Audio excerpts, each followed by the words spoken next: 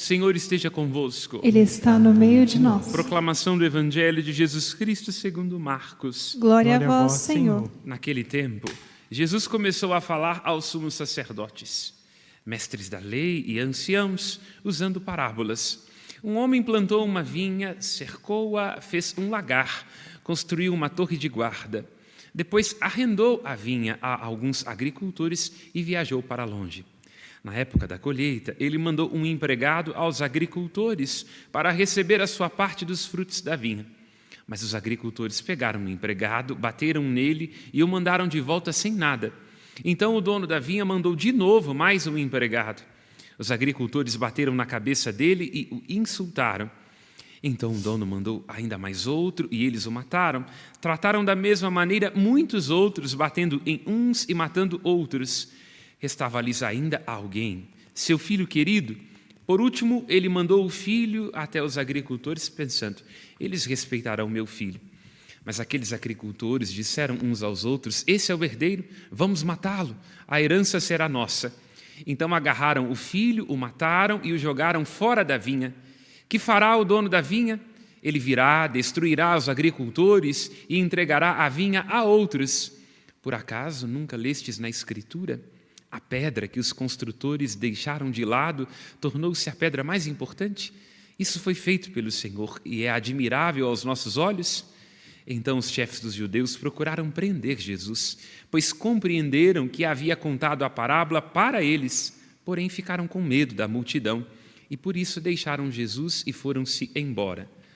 Palavra da salvação. Glória a vós, Senhor. Pelas palavras do Santo Evangelho, sejam perdoados os nossos pecados. Amém. Podemos nos sentar.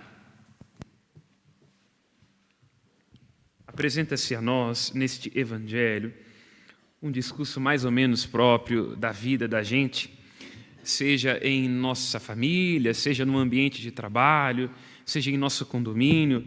O grande desafio é nós administrarmos interesses conflitantes.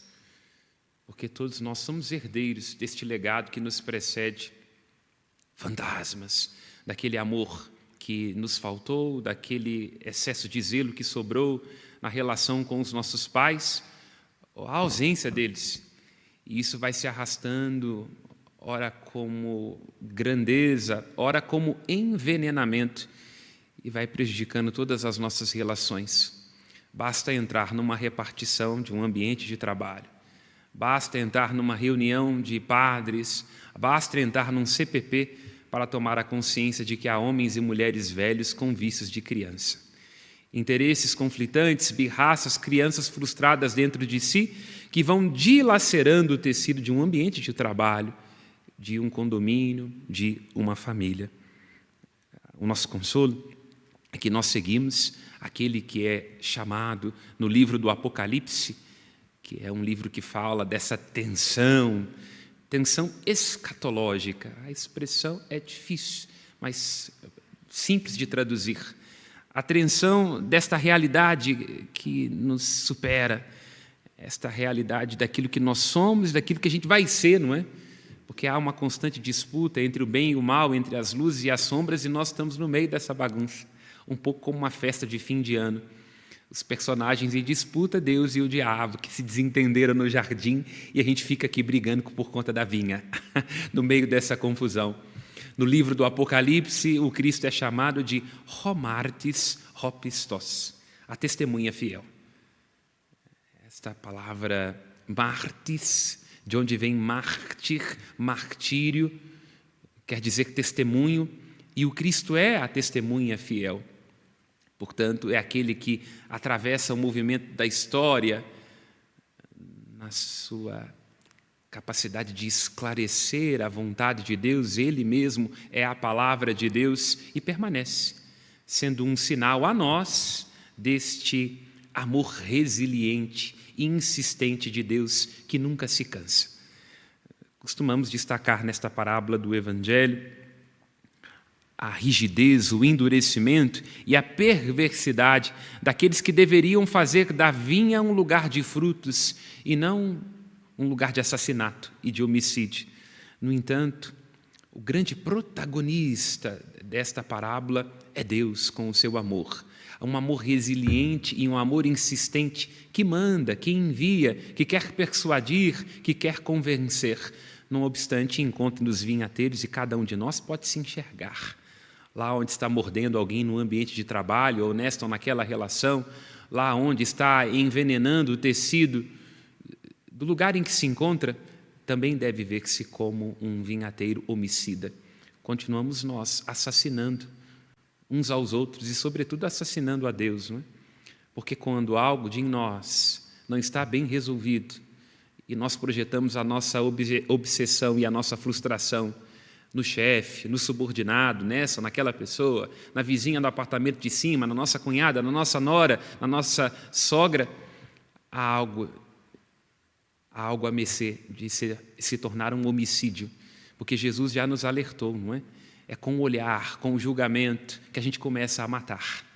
E aí, quando a gente se assusta, expulsamos o outro do nosso coração e Deus certamente vai junto. Tomemos cuidado para não continuar matando com nossos olhares, com nossos juízos, com nossos interesses conflitantes. Pedro, na primeira carta que nós escutamos, primeira leitura, segunda carta de Pedro, apresenta um grande testamento espiritual. Sabemos, um pouco por conhecimento da exegese, não se tratar de um escrito autenticamente do apóstolo Pedro. Ao que tudo indica, quando nós vamos verificando, sobretudo porque quando a gente lê com um olhar mais atento, é uma carta que tem contradições entre si, né? Parece que aquele que está escrevendo se esquece e aí ele se inclui, não é? Nesta ou naquela coisa.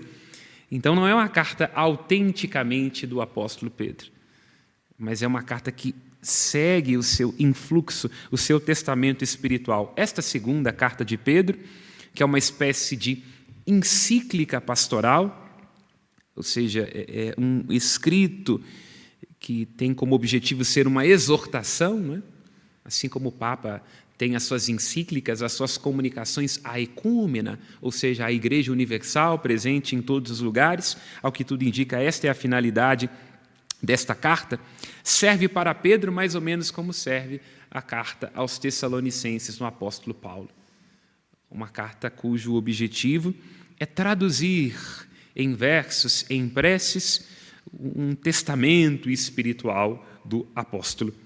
E ela é alicerçada, sobretudo, não obstante não seja uma carta autenticamente escrita por Pedro, mas muito nesse seu influxo do seu ensinamento, ela é baseada no fato de que Pedro foi testemunha ocular do Senhor.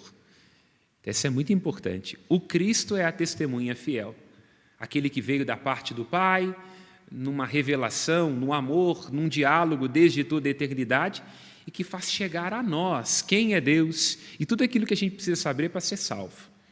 Então, Jesus é a testemunha. Se nós temos dúvida de qual é a direção a seguir, olhemos para Cristo, porque Ele é a testemunha fiel.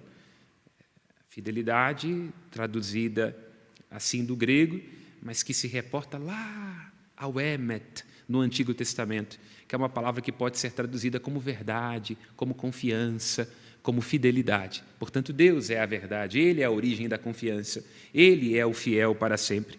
E junto dele, nós também vamos nos tornando fiéis. O que é muito bom, né? Porque somos seguidores de Jesus, nós teremos uma grande recompensa. Mas é muito ruim, lembro-me aqui daquela anedota de Santa Teresa. Quando está andando numa viagem, o burro escorrega, o Cristo aparece para ela e ele diz para ela: Teresa, é assim que eu trato os meus amigos. Ele diz: não é à toa que você tem tão poucos, não é? Então a gente, quando está com Jesus, termina se ferrando, porque em nome dessa fidelidade, em nome da doutrina, em nome daquilo que Ele nos legou, a gente é posto em apuros o tempo inteiro. Somos esfolados, lembrava o apóstolo Paulo na sua segunda leitura de ontem, porque nós trazemos em nosso corpo os sinais da morte de Cristo, para que a vida de Cristo se manifeste em nós. No entanto, nós não desesperançamos. E é para isso que é escrita esta carta do apóstolo Pedro, que até traz trechos de outros escritos do apóstolo Paulo, de uma maneira mais ou menos sutil também da carta de Judas, porque é uma carta exortando a esperança. A esperança. Que imaginemos, hoje a gente consegue com mais tranquilidade aceitar o fato de que Jesus disse que ia voltar, mas ele não voltou. Né? A gente fica pensando assim, o metrô deve ter atrasado. Daqui a pouco chega aí, na época de eleição, sempre se fala, o metrô vai chegar. E vou parar de fazer qualquer alusão aqui, porque não tenho dinheiro para serviços advocatícios. Então a gente fica pensando assim, será que Jesus vai vir nesse bendito metrô que nunca fica pronto? Então para nós a gente até aceita, que dói menos, mas para a primeira geração foi um desafio. Porque Jesus disse que voltava daqui a pouco, e aí começa a morrer todo mundo, e as pessoas são martirizadas, e o povo fica assim, vai voltar quando? Não é? Que hora que esse negócio vai acontecer? Inclusive o livro do Apocalipse fala que os mártires são tipo sogra na vida de Jesus, eles ficam batendo o tempo todo na porta lá, falando assim, quando é que vai acontecer a salvação? Porque tem gente morrendo lá embaixo, você não está vendo, não? E aí Jesus vai, com a sua graça, mostrando-se como aquele que é o soberano da história, o único capaz de desatar os 7 selos, para ajudar a perceber que haverá um momento em que o Senhor irá manifestar a salvação e a sua glória.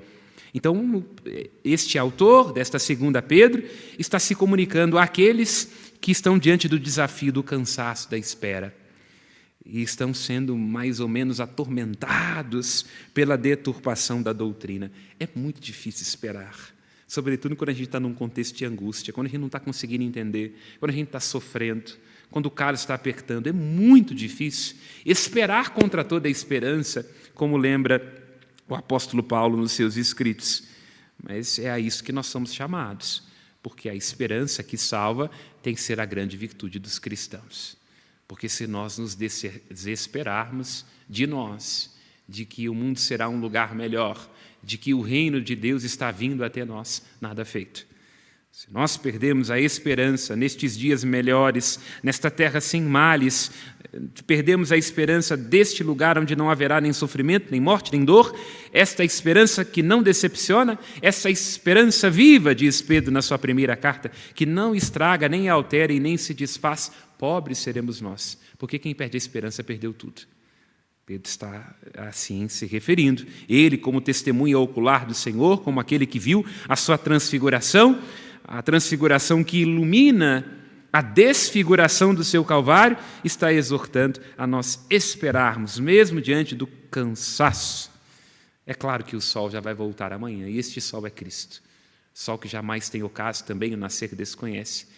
Precisamente no entardecer de alguma realidade ou expectativa em nossa vida, temos que deixar que brilhe em nós a luz daquele que vive para sempre. Quando tudo ao nosso redor é morte, temos que nos agarrar ao Deus que é vivo e que faz viver.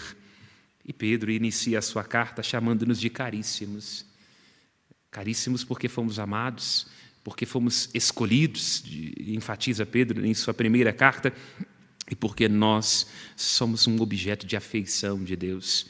Caríssimos, graça e paz sejam concedidas abundantemente, porque conheceis Deus e Jesus, nosso Senhor. Graça e paz, as duas saudações que resumem bem o grande encontro realizado em Jesus Cristo.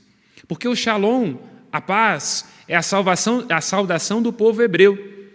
A paz que não é a ausência de dificuldades, a paz que não é necessariamente estar num contexto livre de hostilidades e de conflitos. A paz que é a plenitude. A paz que é a garantia de que mesmo que a gente esteja numa terra arrasada, Deus nos dá o suficiente. É assim que os judeus se saúdam uns aos outros. E também os nossos irmãos de tradição muçulmana, todos nós temos e chamamos Abraão de pai. Salom, Shalom, Salum. É isso, né? Quer dizer, que a paz, quer dizer, que esta consciência de que Deus nos dá com o que Ele é o suficiente. Mesmo que nós tenhamos necessidades, Ele não nos falta. Esta é a saudação dos povos do Oriente. O que é muito irônico, porque é um povo que faz esfirra e guerra. Mas eles se saudam com a paz. Às vezes a gente diz para os outros aquilo que a gente não tem, não é? Mas nos serve. E a saudação que nós recebemos dos gregos e que é incorporada, inclusive também no início das celebrações da missa, é o Hares. Ave César, salve, Ave Maria, Haire Maria, que haritomene, a graça. Porque compreendemos que em Jesus nos alcançou esta graça, este hesed, este amor de Deus.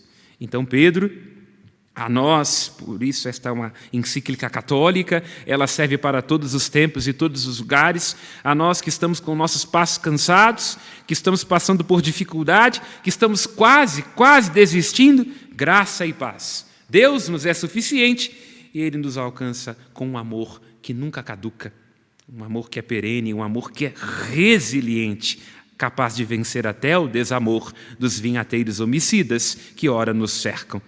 E de onde vem esta graça e essa paz? O conhecimento. Conhecimento que, na perspectiva bíblica, não é alguma coisa que a gente tem na cabeça. Porque, às vezes, a gente até tem conhecimento, a gente tem o script pronto, mas não sabe como fazer. Às vezes, num ambiente de trabalho, um gestor ou uma gestora tem muito conhecimento, muita expertise técnica, mas é péssimo nas relações interpessoais. Às vezes, num casamento, a gente tem noção correta daquele script que o marido tem que fazer, mas aí uma toalha molhada na cama nos joga no inferno.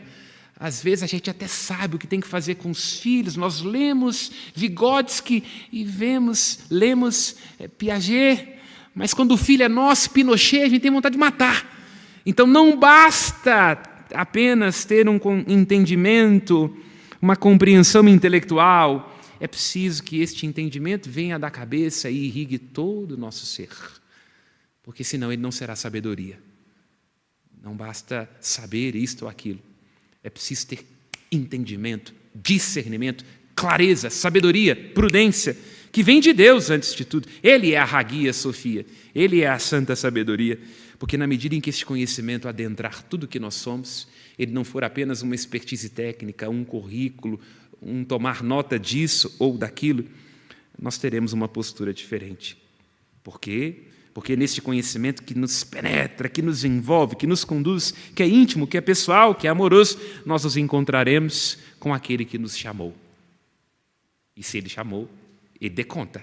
Tem momentos da minha vida em que eu estou em algumas sucursais do inferno, que eu falo assim, meu Deus, onde é que eu estava quando eu amarrei a minha égua, falando que eu queria ser padre? Meu pai falou comigo, faz direito.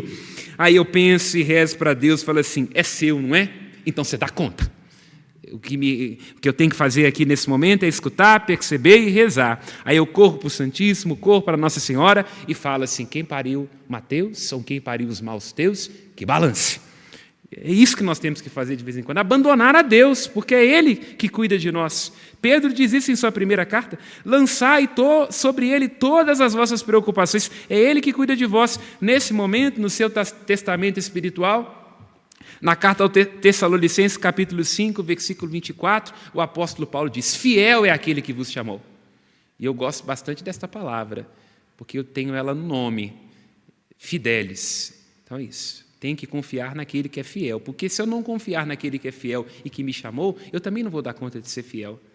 Às vezes, até com boas intenções, eu vou fazer uma coisa errada, porque de boas intenções, de gente que entende, de gente que sabe, o inferno está lotado. Então, não basta ter boas intenções, não basta ter conhecimento técnico, não basta ter pragmatismo, não basta ter currículo. É preciso ser encharcado pelo conhecimento daquele que é fiel, Ele que é a garantia, no qual nós confiamos. É o que nós cantamos no Salmo. Vós, Senhor, sois o meu Deus, no qual eu confio. É o Senhor que me protege, é o Senhor que me atende quando eu te chamo. É o Senhor que está ao meu lado em minhas dores. Em Ti confio, porque em Ti, Senhor, se encontra toda a haris, toda a hesed, toda a graça e toda a salvação. É preciso confiar nele. E aqui vemos a beleza desta carta de Pedro, porque ele vai nos apresentando que o caminho da fé, seguindo o testemunha fiel para que nós sejamos fiéis, é um caminho intenso e gradual.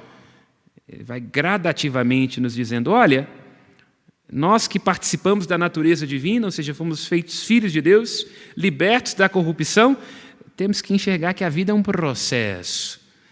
É um processo. Nós temos que pegar a fé, que é o início de tudo. A fé significa essa semente da vida divina em nós, aquele presente, dom que a gente recebe no batismo. A fé deve levar à virtude. A virtude significa ter bons hábitos. A virtude é tipo chantilly. Ela cresce quando bate. Eu quero ser uma pessoa paciente. Aí você acha que a paciência vai cair do céu? Não vai. Deus vai te mandar uma nogra. Uma sogra, nogra, ato falho. Uma sogra ou uma nogra, uma nora. Ele vai te mandar uma pessoa que vai te exercitar a paciência. E aí você fala, meu Deus do céu, achei que eu já tinha visto de tudo, né? Mas sempre aparece um boi bravo. Então, olha só, a virtude da paciência, a virtude da prudência, é isso que ele vai te mandar. Então, começa com a fé, vai com a virtude, que é você ter a capacidade de desenvolver a prudência, a justiça, a fortaleza. E aí, logo, a virtude vai te levar ao conhecimento. Quando nós estamos buscando ser virtuosos, a gente vai conhecendo melhor as coisas, né? A gnosis, nós vamos vendo as coisas como elas são e não como a gente gostaria que fosse. Aí, do conhecimento, a gente sossega, porque vem o autodomínio. Porque se eu estou percebendo as coisas como elas são, eu sei, por exemplo, que a verdade é filha do tempo, não é para ser agora. Como diz Dominguinhos, sabe ao velho marinheiro que em meio ao nevoeiro leva o barco devagar. A gente quer, no meio do nevoeiro, levar o barco rápido. Aí nós já sabemos a história. Lembra daquela moça ruiva com os braços abertos? É o Titanic. Vai afundar, não vai ter jeito. Então, conhecimento, autodomínio. Aí depois vem a perseverança. Nós vamos perseverando, porque não vai ser agora. A gente tem que ter um pouquinho. E da perseverança vem a piedade, que é esta suavidade diante de Deus e também diante dos outros. Depois da piedade vem o amor fraterno. O outro deixa de ser apenas um inimigo, mas ele é um outro de mim.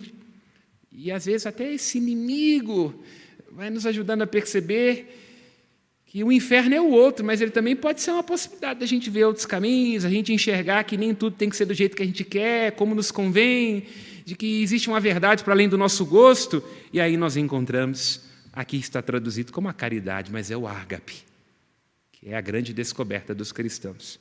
Este amor intenso, despretensioso, o dom de si, amor que vai ao encontro. Portanto, perceba, começa com a fé, vai desenvolvendo-se virtude, conhecimento, autodomínio, perseverança, piedade, descoberta do outro, não como um inimigo, mas como alguém que é diferente de mim, mas pode somar. E aí nós alcançamos o amor, que é a meta, não é? Porque tudo vai passar, nossas confusões, nossos desentendimentos, o amor permanece, como lembra o apóstolo Paulo na carta aos Coríntios.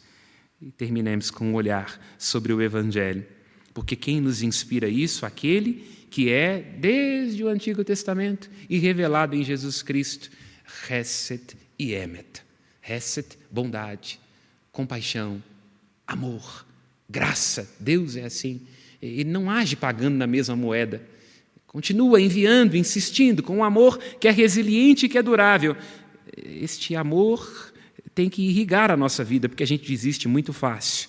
E sendo este amor, ele também é fiel, também é constante, também é verdadeiro, também é perene. Que este amor também nos inspire.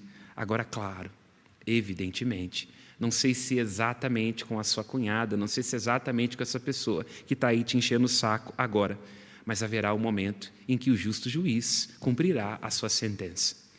Passará o tempo da misericórdia e aí serão entregues ao próprio destino aqueles que escolheram agir com perversidade, com malícia e que decidiram não dar frutos.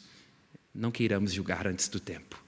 Louvado seja nosso Senhor Jesus Cristo. Para sempre seja louvado. Aos céus nossas preces.